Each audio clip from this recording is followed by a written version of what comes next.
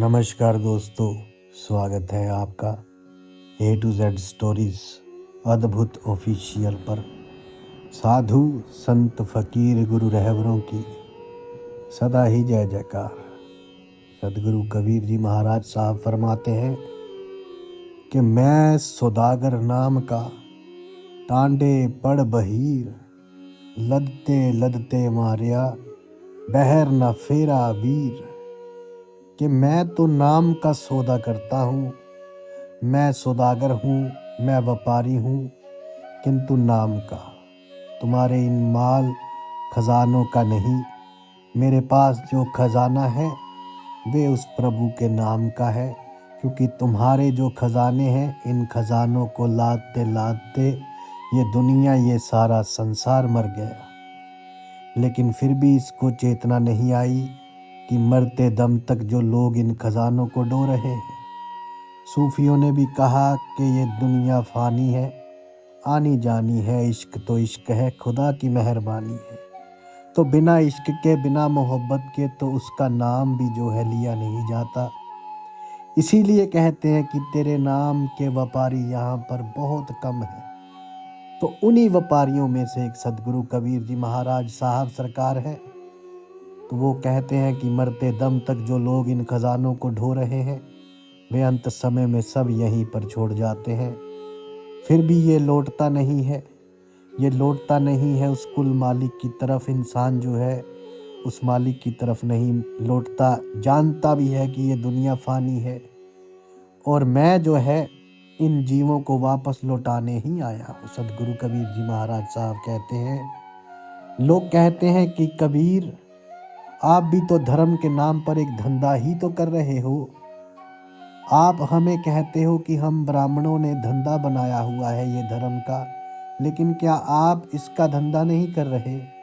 तो सदगुरु कबीर जी महाराज साहब कहते हैं, बिल्कुल सच कह रहे हो, मैं भी एक धंधा ही कर रहा हूँ, किंतु मेरा धंधा थोड़ा अलग है। मेरा धंधा मूर्खों का है। जो सदगुरु कबीर जी महाराज साहब के शिष्य थे वो देखे, बोले, अरे कबीर साहब ये आप क्या कह रहे हैं?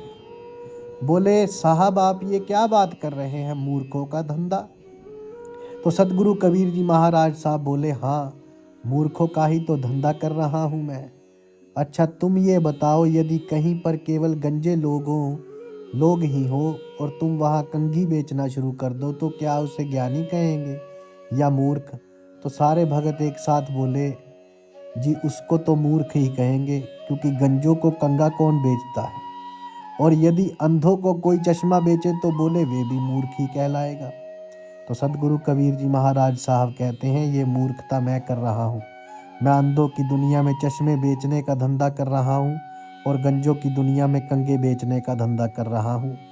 फिर लोगों ने पूछा कि महाराज ये आप कैसी बातें कर रहे हैं, अंधे और गंजे कहाँ हैं? अंधे और गंजे किस तरफ है? तो सदगुरु कबीर जी महाराज साहब बोले, देखो अब मैं ज़्यादा तो नहीं कहूँगा, क्योंकि अंधों को अंधा कहना भी आजकल गुनाह है। गंजों को गंजा कहने से गंजा बुरा मान जाता है। तो मैं किसी को अंधा तो मैं कह नहीं सकता हूँ, ये तो व्यक्ति को स्वयं देखना होता है। किंतु फिर भी तुम्हें एक कहानी बताता हूँ कि एक छोटे से गांव में एक कबीला रहता था और उस कबीले में जितने भी लोग थे सभी के सभी अंधे। और ये जितने भी लोग थे, इनके जो बच्चे पैदा होते थे वो आँख वाले पैदा होते थे। बड़े आश्चर्य की बात है कि सभी बच्चे आँख वाले पैदा होते थे, किंतु 4 महीने, 6 महीने, साल भर में सभी के सभी अंधे हो जाते थे। कारण ये था कि उस इलाके में एक मक्खी थी जिसके काटने से बच्चे अंधे हो जाते थे, उन्हें संक्रमण हो जाता। सदगुरु कबीर जी महाराज साहब कहते हैं कि वहाँ बच्चे तो जो थे जन्म लेते थे, लेकिन तब तो आंखें होती थी, लेकिन कुछ समय बाद जो है या तो बच्चा बचता नहीं था और सभी के सभी अंधे हो जाते थे। जैसे वो ब्रेन मलेरिया वाला मच्छर होता है ना, एक बार काट ले तो बस थोड़े समय का मेहमान। लेकिन हाँ, यदि उसे साल, 2 साल, 3 साल अगर उसे बचा लिया जाता तो फिर तो बच्चा बच सकता था। लेकिन जो साल, 1.5 साल के भीतर जिसे काट लिया मक्खी ने, वो सभी अंधे हो जाते। और मक्खियों की संख्या इतनी अधिक थी, तादाद इतनी ज़्यादा थी कि कोई भी बच्चा उस गांव में नहीं बच सका। तो एक बार एक व्यक्ति ने शोध किया कि देखा जाए कि आखिर बात क्या है। ये सदगुरु कबीर जी महाराज कह रहे हैं। तो सारे के सारे लोग अंधे, ये कैसा आश्चर्य है। जब उसने अध्ययन किया तो उसने पाया कि हर एक बच्चा पैदा तो आंख वाला होता है, लेकिन जब तक वो आंख वाला होता है वो बेचारा बोल नहीं सकता। अब 6 महीने का समय लंबा होता है, साल भर 1.5 साल का समय तो बहुत लंबा होता है, और मक्खियाँ बहुत ज़्यादा हैं। आमतौर पर 6 महीने के भीतर वे उसे अंधा कर देती हैं, और जब तक वे बोलने योग्य होता है बालक तब तक वे अंधा हो चुका होता है। जब तक आंख होती है तब तक वो बोल नहीं सकता। इसलिए उस कबीले को पता ही नहीं कि आंख जैसी कोई चीज़ भी होती है।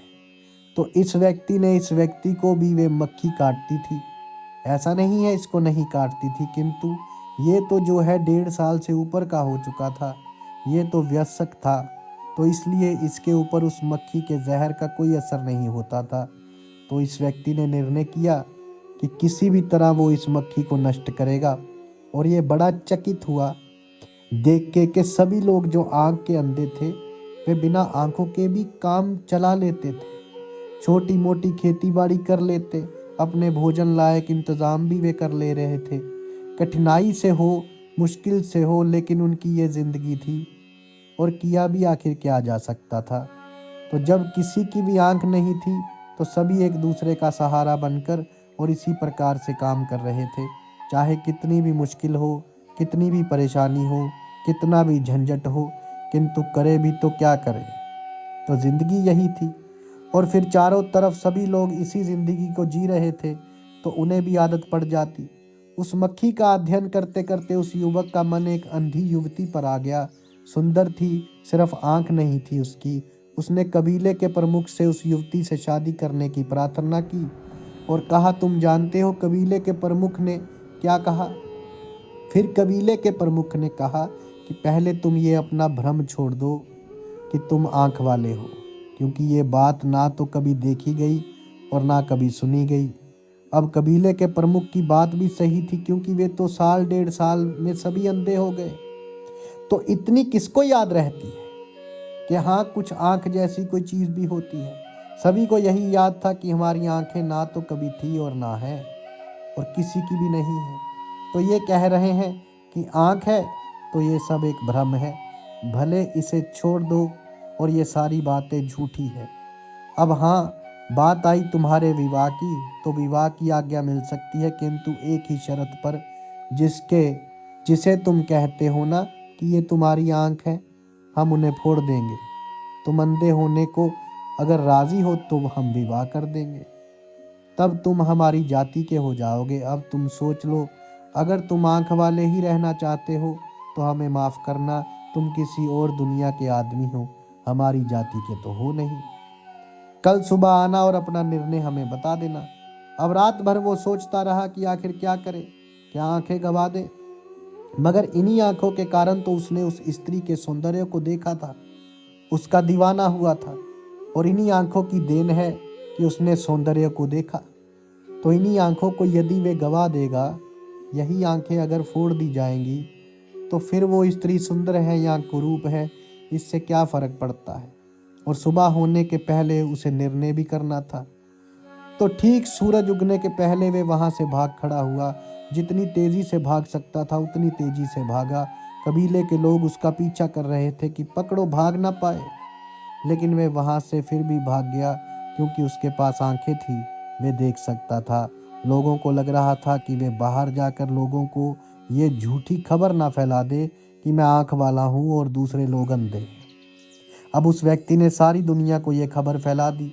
अब दूसरे जो शोधकर्ता थे वे भी धीरे धीरे उस मक्खी को जो है समाप्त करने के लिए चले, और धीरे धीरे उस मक्खी को समाप्त कर दिया गया। वहाँ पर दवाइयाँ छिड़की गई और वे मक्खी समाप्त हो गई। अब धीरे धीरे वहाँ के जो बच्चे थे अब वे भी देख सकते थे, वे भी आँख वाले थे, क्योंकि अब मक्खी रही नहीं थी, तो ना संक्रमण था और ना ही आँख गंवाने का कोई डर। तो शुरू की जो पहली सदी थी उसमें जितने भी थे जिनकी आंखें जा चुकी थी, वे सभी अंधे धीरे धीरे उम्र के साथ मरना शुरू हुए। कुछ बूढ़े हो चुके थे तो कुछ समाप्त हो चुके थे। धीरे धीरे अब वो सारा कबीला जो अंधों का कबीला था, वे सारा क्या हो गया, विलीन हो गया, क्योंकि अब वहाँ पर आंख वाले बच्चे पैदा हो गए थे और धीरे धीरे ये सभी लोग बड़े हुए। अब अंधों के बीच में ये कहना कि मैं अकेला आंख वाला हूँ, तुम सब अंधे हो, ये तो अशोभनीय है, अशिष्ट है। दूसरे को ये बात बुरी लगेगी। तो सदगुरु कबीर जी महाराज साहब कहते हैं कि देखो, मैंने तुम्हारी बात समझी, ठीक है, अब तुम भी मेरी बात समझो कि मैं तुम्हारे साथ हूँ और तुम सोए हुए हो, तब भी मैं तुम्हारे साथ हूँ। बेशक मैं जागा हुआ, लेकिन तुम तो सोए हुए हो। तो सोए हुए आदमी के साथ जो बैठा हुआ व्यक्ति है वे क्या कर सकता है? सोए हुए आदमी और जागे हुए आदमी में क्या फ़र्क है? कोई ज़्यादा फ़र्क नहीं होता, मामूली सा फ़र्क होता है कि आँख खुल जाए तो जग जाए, जागो, और आँख बंद हो गई तो आप सो गए। इतना ही तो फ़र्क है। तुम्हारे और जो बाकी लोग हैं, जो अंधे लोग हैं, तुम देख सकते हो, अंधे लोग देख नहीं सकते। लेकिन यदि तुम उन्हें अंधा कहोगे तो उन्हें बुरा लगेगा। तो बेहतर यही है कि तुम भी यही ढोंग करते रहो कि हाँ, सभी सोए हुए हैं तो हम भी सोए हुए हैं। आंखें खुली रखो, लेकिन ढोंग यही करो, लेटे रहो कि हाँ तुम भी सोए हुए हो। यही तो मैं कर रहा हूँ। ये समाज कहता है कि तुम मूर्ख हो, और मैं कहता हूँ कि हाँ, मैं मूर्ख हूँ, क्योंकि तुम जिसे जगाना चाहते हो, तुम उनसे दुश्मनी करके उन्हें नहीं जगा सकते हो। तुम जिन्हें बदलना चाहते हो, उनके साथ तुम्हें दोस्ती करनी ही पड़ेगी, तभी तो तुम उन्हें बदल सकते हो। और आज का जो युग है, आने वाला समय और भी कठोर होगा। तुम किसी अंधे को अंधा नहीं कह सकते, भिखारी को भिखारी नहीं कह सकते, चमार को चमार नहीं कह सकते, लोहार को लोहार नहीं कह सकते, बड़े को बड़ा नहीं कह सकते, छोटे को छोटा नहीं कह सकते। आने वाला समय ऐसा होगा, इसलिए मैं कहता हूँ कि तुम अंधे हो। मैं ऐसा नहीं कहता, मैं कहता हूँ कि हम अंधे हैं, हम सभी अंधे हैं। सदगुरु कबीर जी महाराज साहब अपनी वाणी में यही चीज़ बार बार बताते हैं कि हम सब अंधे हैं। वो किसी एक व्यक्ति को नहीं कहते, उस सारे समाज के बारे में कहते हैं, और उस समाज में स्वयं को भी गिनते हैं। सदगुरु कबीर जी महाराज साहब कहते हैं, किसी को नाराज़ ना करो, क्योंकि ये भीड़ है। यदि अंधों के बीच में रहना है तो कहो हाँ, हम सब अंधे हैं।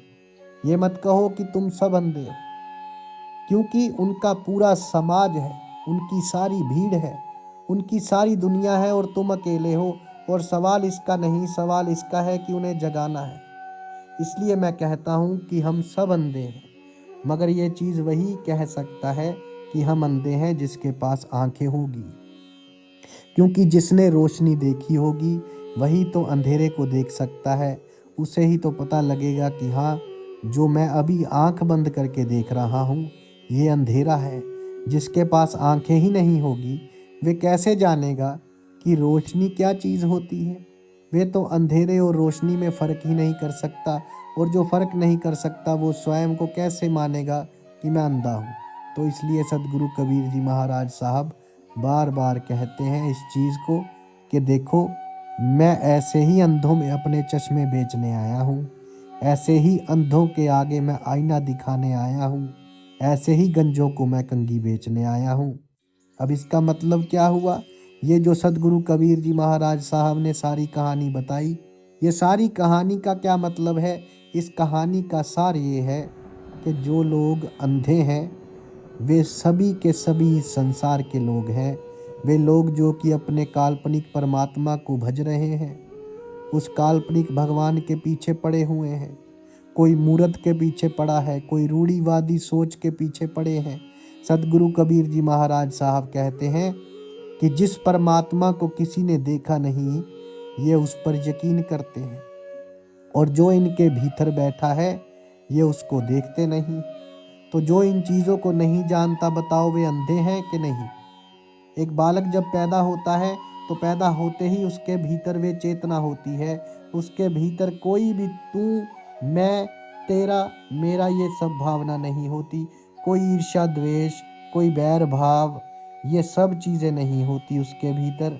तो इसलिए वे आँख वाला होता है। जो बच्चा होता है उसके भीतर ज्ञान होता है, उसके भीतर प्रेम होता है, उसके भीतर समभाव होता है, समदृष्टि होती है उसके भीतर। किंतु फिर जैसा ही सदगुरु कबीर जी साहब ने बताया कि व्यक्ति जो बालक होता है वे 6 महीने, साल या 1.5 साल में अंधा हो जाता है। क्यों हो जाता है? क्योंकि उसको अब कौन सी मक्खी ने काट लिया? उसको अब मक्खी ने काट लिया, इस माया रूपी मक्खी ने।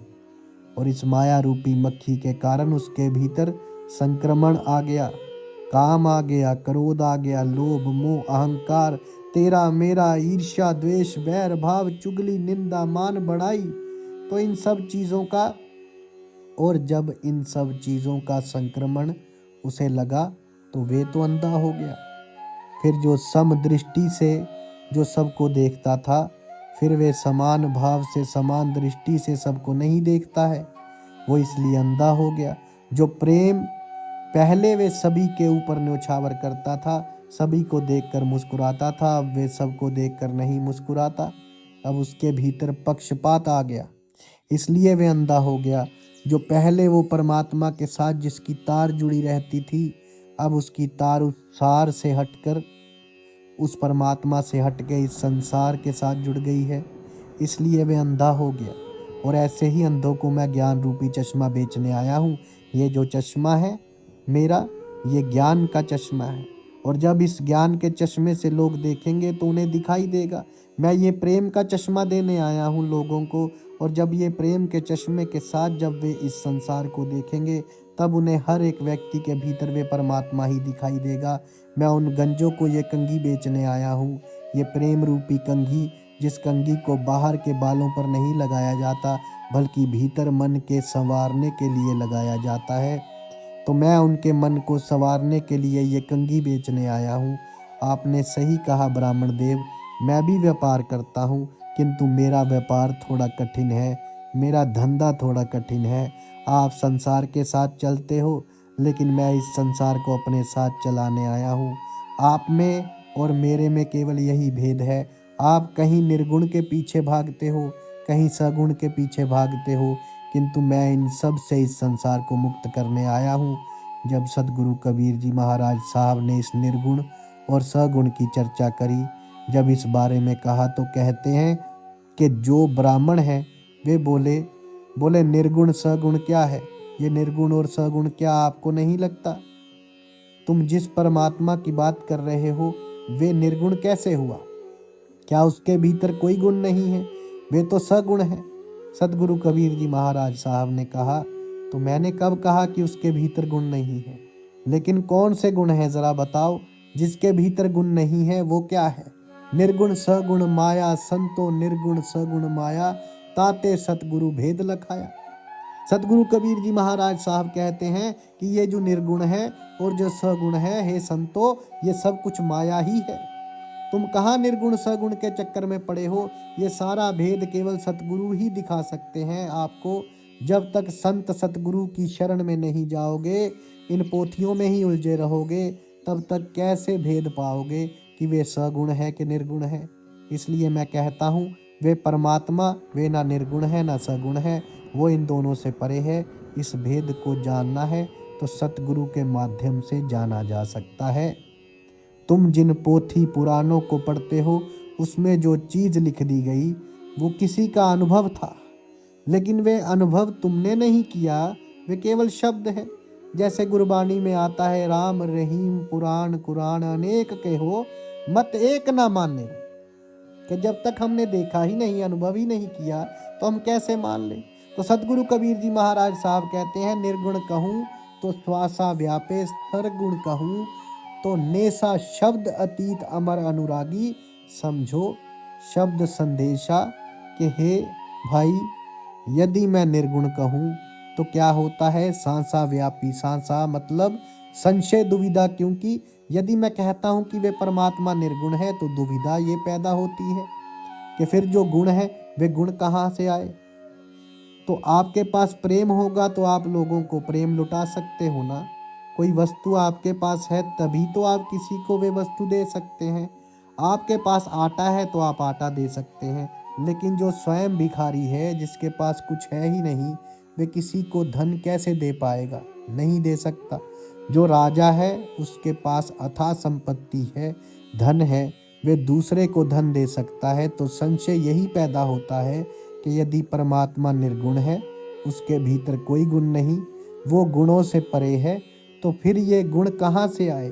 जिस परमात्मा को हम कहते हैं कि वो दयावान है, वे कृपालु है, वे सर्वशक्तिमान है, वे सर्वसमर्थ है, जो कबीर साहब है, जो सब कुछ है, तो बताओ वो कहाँ से हो गया? फिर ये सभी गुण कैसे आ गए? प्रेम, अचिंत, सहज, ये सभी जो कलाएं हैं ये कहाँ से आ गई? और यदि मैं कहता हूँ कि वे सगुण है, तो जितने भी सगुण हैं उस सभी का तो नाश हो जाता है। कौन सा ऐसा गुण है जो नहीं रहता? प्रेम देखिए, प्रेम जैसे ही समाप्त होता है, ईर्ष्या उसका स्थान ले लेती है। जैसे ही शील समाप्त होता है तो क्या होता है? काम वासना उसकी जगह ले लेती है। जैसे ही व्यक्ति भीतर संतोष समाप्त होता है तो लालच उसकी जगह ले लेता है। जब व्यक्ति के भीतर लालच आ जाता है तो इसका मतलब क्या हुआ कि संतोष समाप्त हो गया, यानी कि गुण तो खत्म हो गए, तो जो सगुण है उसका नाश हो जाता है। तो यदि गुणों का नाश हो गया और अगर मैं कहूँ कि वे परमात्मा सगुण है, तो क्या परमात्मा का नाश हो गया? तो क्या परमात्मा के गुणों का नाश हो गया? तो बात तो यही आती है कि निर्गुण कहे तो संशय पैदा होता है और सगुण कहे तो सगुण का तो विनाश हो जाता है। किंतु परमात्मा, वो प्रभु, वे तो अविनाशी है, क्योंकि वो शब्दों से परे है, शब्द अतीत, वो अमर है, वो अनुरागी है। अनुरागी मतलब दो चीजें होती हैं। एक अनुरागी, अनुरागी यानी कि जो प्रेम करता हो, और अनुरागी मतलब जो राग से परे हो, राग द्वेष से जो परे हो। सदगुरु कबीर जी महाराज साहब कहते हैं कि समझो शब्द संदेशा, कि तुम वास्तव में उस शब्द के संदेश को समझो। तुम सगुण निर्गुण के चक्कर में मत पड़ो, क्योंकि जब तक तुम देखोगे नहीं, जब तक तुम जानोगे नहीं, तब तक कुछ भी कहते रहोगे। वो केवल और केवल शब्द होंगे, वो तुम्हारा अनुभव कभी नहीं हो सकता। निर्गुण सगुण क्या है? निर्गुण सगुण है दो धारा, इनमें बयासो बूढ़ा, दहने निर्गुण और बह में सरगुण। दहों के मद हम ढूंढ की, जो निर्गुण और सरगुण है, ये दो धाराएं हैं। जिस प्रकार नदी की धारा होती है ना, और नदी की धारा में चाहे आप किसी भी तरफ से आप कूद जाइए, चाहे आप उसके किसी भी किनारे से, किसी भी छोर से उसमें कूदिए, लेकिन यदि तैरना नहीं आता तो फिर तो आप डूबोगे ही डूबोगे। इसी प्रकार चाहे आप निर्गुण में कूदो, चाहे सगुण में कूदो, इस माया रूपी नदी की ये दोनों धाराएं हैं, और जो इनके भीतर बहाया वो डूब गया, वो कभी पार नहीं हुआ। इसलिए जो सगुण के उपासक हैं वे भी मुक्ति प्राप्त नहीं कर पाते, और जो निर्गुण के उपासक हैं वे भी मुक्ति प्राप्त नहीं कर पाते। तो जब तक इन दोनों से परे वास्तविक सत्य को नहीं जानोगे, तब तक मुक्ति नहीं है। दाहिने निर्गुण और बाहिने सरगुण की बाएं हाथ की धारा जो है इस माया रूपी नदी की, वो सगुण है। दाहिने हाथ की जो धारा है वे निर्गुण है। किंतु इन दोनों के मध्य में आपको ढूंढना होगा, और हमने इन दोनों निर्गुण और सगुण के बीच में ढूंढा। मतलब ना निर्गुण और ना सगुण, इन दोनों से परे जब हमने ढूंढा तब हमने उसको पा लिया। तो क्या पाया? आपने कैसे देखा उसे? आप कहते हैं कि निर्गुण सगुण के परे हमने ढूंढा, तब आपको वो मिला तो कैसे मिला? तो सदगुरु कबीर जी महाराज साहब कहते हैं कि जिस्म आगे बिंब बिहास्या, नासा अगर निराला, सोहंग सार झड़े अनुरागी, निरखे मोटे ताला। कि देखो, जिस्म मतलब आंखें, आंखों के आगे बिंब बिहास्या, यानी कि आंखों के आगे हमें वो प्रतिबिंब जो है वो प्रकट हुआ, वो दिखाई दिया।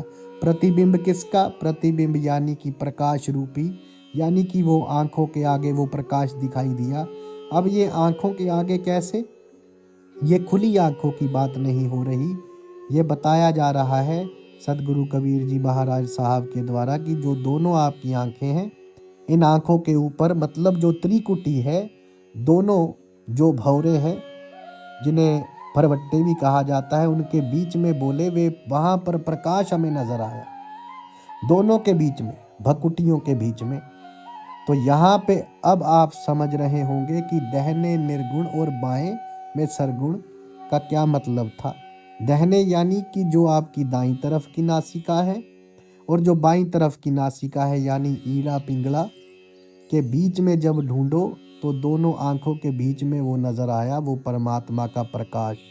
नासा अगर निराला, नासा अर्थात नाक अगर माने आगे निराला, मतलब कि जो निराला है, जो सबसे अलग है, कि ऐसा निराला प्रकाश हमें तब दिखाई दिया जब नाक के आगे के जो हिस्से हैं उससे जब हमने सांसों को परखा। क्योंकि जब नाक के द्वारा सांसें आप लेते हैं तो सबसे पहले वे जो श्वास है वो इस नाक के अगले हिस्से पर टकराती है, और वही श्वास फिर धीरे धीरे प्रकाश रूप में परिवर्तित होकर और ऊपर आंखों की तरफ चलती है, और वहीं पर फिर वो प्रकाश, वो जो बताया जा रहा है प्रतिबिंब, जो नूर, उस नूर के दर्शन हुए। फिर क्या कहा, सोहम सार झड़े अनुरागी, कि सोहम क्या बताया, सोहम सार कौन है, सार वो परमात्मा है, झड़े अनुरागी, अनुरागी मतलब जो राग से परे है, झड़े अर्थात जैसे जैसे बोलते हैं ना हम, बारिश की झड़ लग गया, देखो भाई झड़ी लग गई, लगातार जब बारिश हो रही हो, तो यानी कि जब उस परमात्मा का दर्शन होता है, निरंतर उस प्रकाश को जब हम देखते हैं, तब सतगुरु कबीर जी महाराज साहब बता रहे हैं कि जो वो सार है वो परमात्मा है, कि उसका झड़ लग गया, फिर वो निरंतर मुझे दिखाई दे रहा था। और फिर क्या कहा, सो हम, कि हमने जाना कि वो जो परमात्मा है वास्तव में वही हम है, हमारा और कोई अस्तित्व है ही नहीं। हम जो स्वयं को शरीर मानते हैं, हम स्वयं को मन मानते हैं, हम स्वयं को इंद्रियां मानते हैं, हम स्वयं को बुद्धि मानते हैं, बोले ये सारी चीज़ों से परे वो जो कुल मालिक है, बोले वही वास्तव में हम हैं। जिस प्रकार मनुष्यों के हाथ की जो उंगलियां हैं वो और कोई नहीं होती, वो अगर ये कहे कि मैं ये काम करती हूँ, कोई दूसरी उंगली कहे मैं ये चीज़ें उठा सकती हूँ, नहीं, ये सब कुछ केवल व्यक्ति करता है।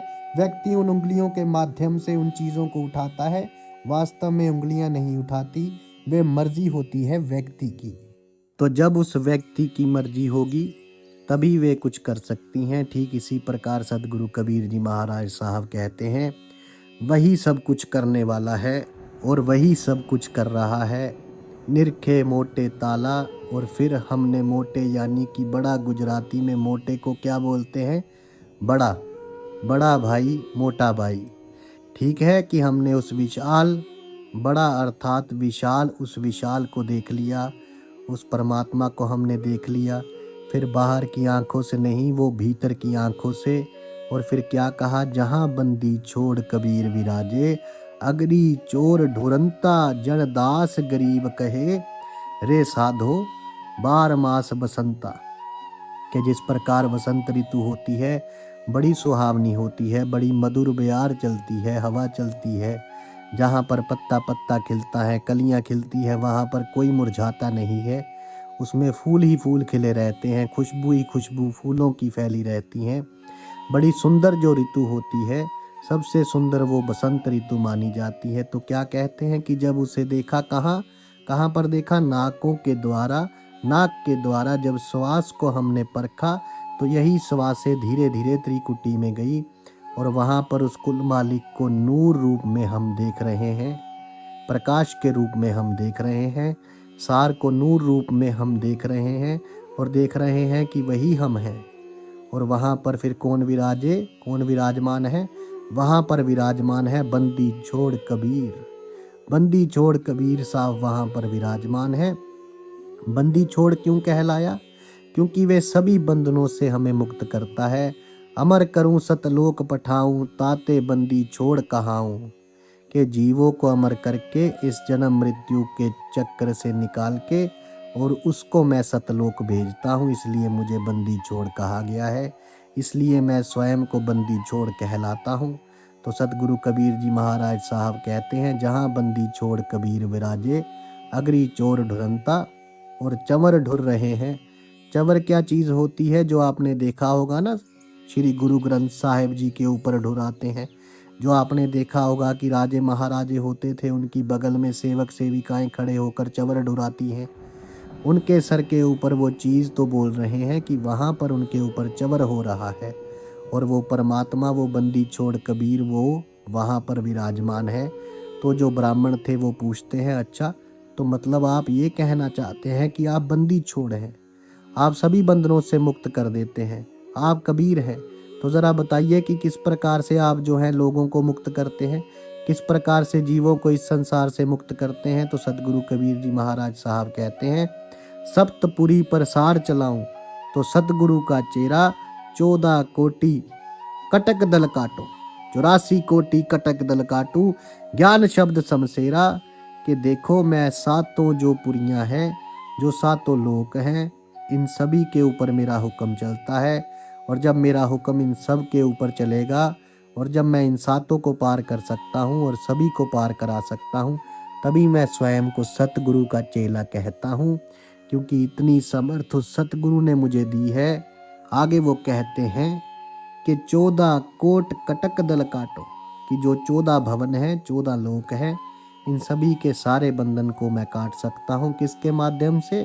ज्ञान शब्द समशेरा, के उस शब्द के ज्ञान से, अपने ज्ञान रूपी शब्द की तलवार से मैं इस सारे भव बंधन को, 14 लोक 14 भवन को जो बंधन है, इन सभी भवनों के इस भ्रम जाल को मैं काट सकता हूँ।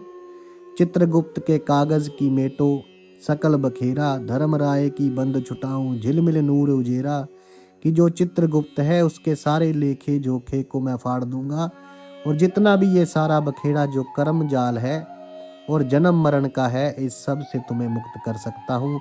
मैं धर्मराय की जो बंधन है, उस बंधन से मैं मुक्त कर सकता हूँ, काल के बंधन से मुक्त कर सकता हूँ। और जो वो झिलमिल नूर है, जहाँ पर उजाला ही उजाला है, प्रकाश ही प्रकाश है, उस नूर के साथ तो मैं एक कर सकता हूँ। इसलिए मुझे बंदी छोड़ कहा जाता है। अर्श कुर्स पर सेत गुमट है, जहाँ सतगुरु का डेरा, शून्य शहर में शैल हमारी अवगत नगर बसेरा। कि मेरा बसेरा वहाँ है, मेरा स्थान वहाँ है जहाँ पर सतगुरु का डेरा है। वो सफ़ेद रंग का वो आसन है, और वो कहाँ पर है? वे सबसे ऊपर है। और वे कौन सा शहर है? वे है शून्य शहर। और उसी शून्य शहर में हमारी सेल होती है, हमारा सफ़र होता है। सैलानी किसको कहते हैं? जो सैर करने आते हैं, जो सफ़र करते हैं। ठीक इसी प्रकार यहाँ पर जो शैल कहा गया है, ये उसी सफ़र के बारे में है। शून्य शहर कौन सा है? शून्य शहर वहाँ है जहाँ पर कुछ भी नहीं है। ये धरती अंबर तारे सब कुछ वहाँ पर नहीं है। तो ये सतगुरु कबीर जी महाराज साहब कहते हैं, अगर डोर पर अगर द्वीप है, अवगत महल उचेरा। कि देखो वो अगर डोर पर अगर द्वीप है, वो सबसे आगे हैं, अगम से भी अगम है। वो जितना तुम आगे सोच सकते हो, जा सकते हो, वे द्वीप उससे भी आगे है, क्योंकि उसकी गति कोई नहीं जान सकता। वे अवगत का जो महल है, अवगत कौन? जिसकी गति कोई ना जान पाए, वो परमात्मा, वो कुल मालिक। बोले उसका महल जो है वो और ऊंचा है। तुम जितना ऊंचा जा सकते हो, वो उससे भी ऊंचा है। वो ऐसे सबको प्राप्त नहीं होता। जनदास गरीब कहे रे साधो, बहोर ना होसी फेरा। कि एक बार जब वहां पर व्यक्ति पहुंच जाता है, तो उसके बाद उसका दोबारा से इस 84 के फेर में उसका आना जाना नहीं होता। तो इसलिए उस कुल मालिक को, उस साहेब को, उसे जानो। निर्गुण सगुण के चक्कर में ना पड़ो। ये निर्गुण सगुण सब कुछ मन का खेल है, ये मन की बाजी है। इसमें खरे सयाने सब भटक गए। तो इसलिए उस कुल मालिक का सिमरन करो, जो नाम दिया गया है आपको परमात्मा की तरफ से, उस नाम को देखो। गुरु ने जो शब्द दिया है उसको देखो। जो शब्द की बात यहाँ मैं कर रहा हूँ, उस शब्द को परखो। जिन श्वासों की बात कही है, इन श्वासों को निरखो, तभी तुम उस सार को पाओगे। नहीं तो इस संसार में ही अटके रह जाओगे। और हर श्वास जो है उसके नाम लगाओ। जैसे सूफियों ने कहा, 24,000 नमाज है फ़क्र की, तू 5 है किसकी पढ़ता। बुल्ले शाह का एक है मन का, वो मौला मौला है करता। 24,000 बार जो श्वास लेते हैं फकीर लोग, संत लोग, वो हर श्वास में उस परमात्मा को याद करते हैं, कुल मालिक को, तो फिर जो है वो मुक्ति पाते हैं। तो वो कहते हैं 5 नमाज़ें पढ़ के क्या करोगे, 24,000 नमाज पढ़ो, हर सांस में अपने मालिक को याद करो, तो वो नज़ारा तुम्हें नज़र आ जाएगा। जैसे बुल्ले शाह को उनके गुरु ने कहा था, इनायत शाह कादरी ने, जब बुल्ले शाह ने कहा कि मैं परमात्मा को पाना चाहता हूँ, तो उन्होंने कहा, बुल्लिया रब का पा क्या है पाना, इधर से पटना और इधर लगाना, यानी कि बाहर से अपनी सुरती हटाकर अपने भीतर की ओर चल पड़ो, श्वास श्वास उस कुल मालिक का नाम लो। तो जब भीतर सुरती होगी तो अपने आप ये जो विषय विकार हैं सब धीरे धीरे हट जाएंगे। जब आपकी सुरती उसमें जुड़ गई, उस नाम में, तो मुक्ति होगी, कल्याण होगा। साधु संत फकीर गुरु रहबरों की सदा ही जय जयकार। आप सबके भीतर बसे उस परमात्मा को मेरा प्रणाम स्वीकार कीजिए। धन्यवाद।